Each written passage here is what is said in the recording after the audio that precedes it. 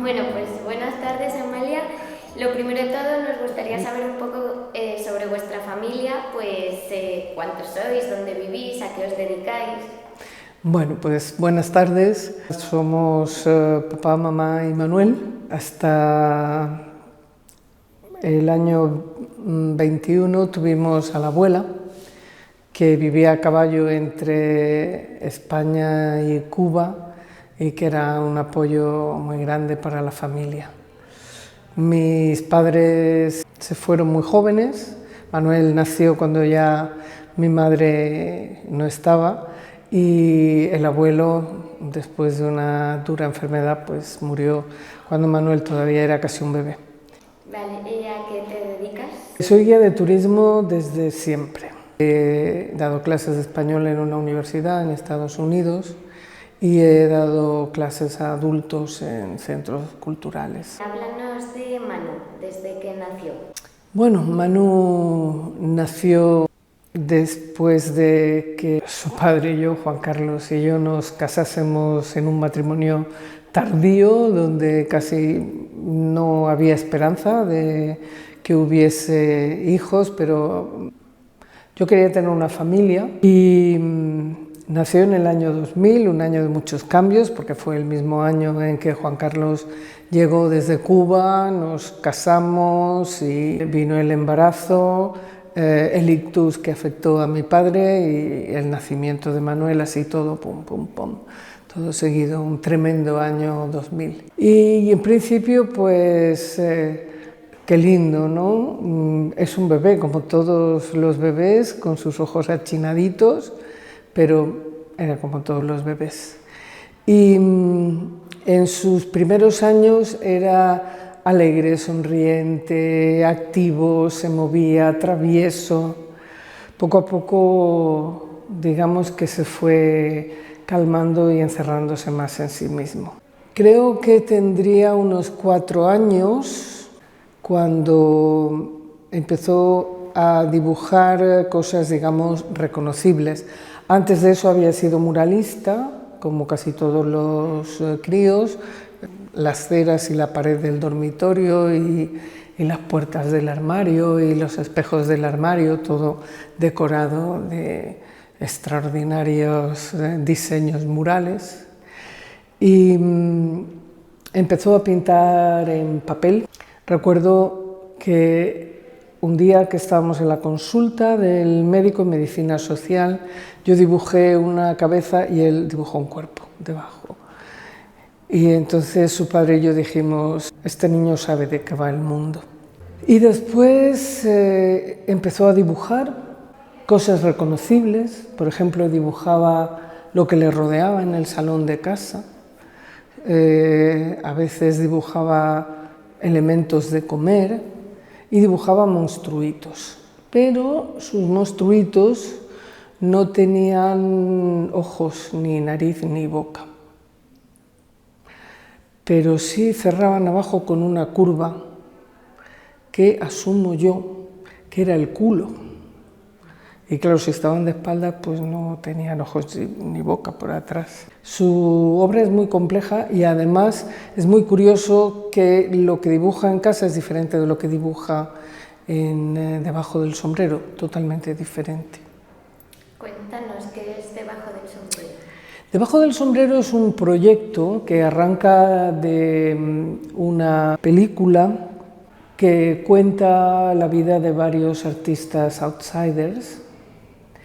Entre ellos, la que quizá más impresiona es Judith Scott, una mujer estadounidense con síndrome Down, y su familia la llevó a una institución donde vegetaba simplemente, hasta que un día llegó un artista textil y parece que el sentido del tacto le despertó algo y empezó a hacer unas obras impresionantes que consistían en envolver un objeto con tiras de tela, cintas, lazos, hasta un punto en que ella lo consideraba terminado y lo colocaba en una estantería.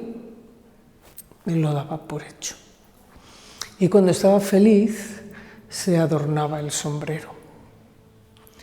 Entonces, bajo esa pregunta, ¿qué tienes debajo del sombrero? ¿Qué hay en esa cabecita que no puedes contarme de otra manera y tengo que interpretar a través de tu obra? Por cierto, ya hay algunos poemas, yo tengo un poemario dedicado a Judith Scott, se llama El sombrero de Judith Scott, espero algún día que sea lo suficientemente largo como para publicarlo. ¿Y cuánto tiempo lleva Manu en Debajo del sombrero? Ya he perdido la cuenta, un mínimo de 7 años, creo yo.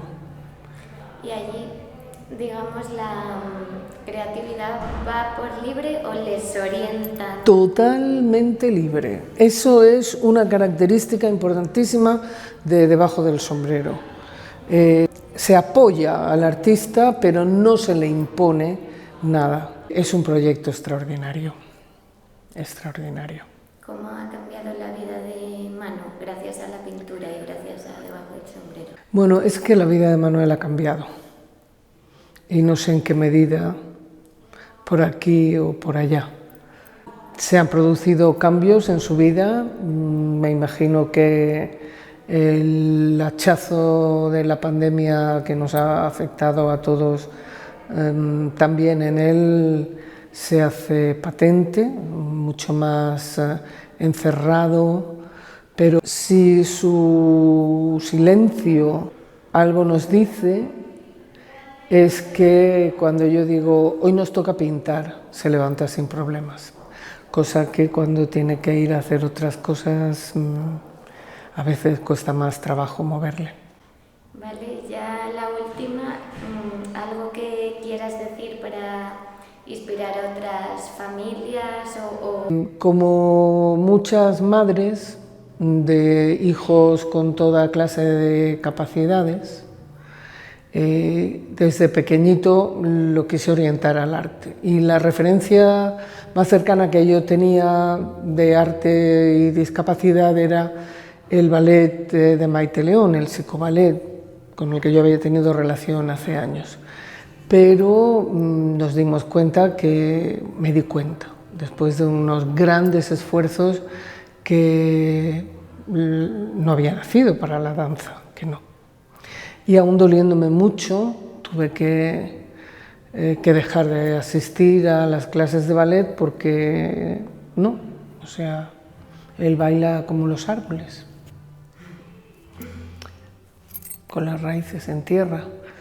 Y por eso descubrir que podía ir por el camino de la plástica, pues. Y ¿qué puedo decir? Me ha costado mucho trabajo aprender esto, pero lo he aprendido de otras madres, que el mundo de nuestros hijos puede ser un mundo de arte 7 días a la semana, 24 horas al día. Si cualquiera tiene un hijo con una capacidad para el arte, que lo deje desarrollarse. Y que no le corte, que no le diga tienes que hacer esto. Vale, Amalia, pues nada más por mi parte, muchas gracias. Muchas gracias a ti por el apoyo que siempre hemos tenido. Y a Raíles, antes a Demo, que también contribuyeron mucho a que mi hijo desarrollara sus capacidades artísticas. Paula, la recuerdo. Paula apostó por él fuerte.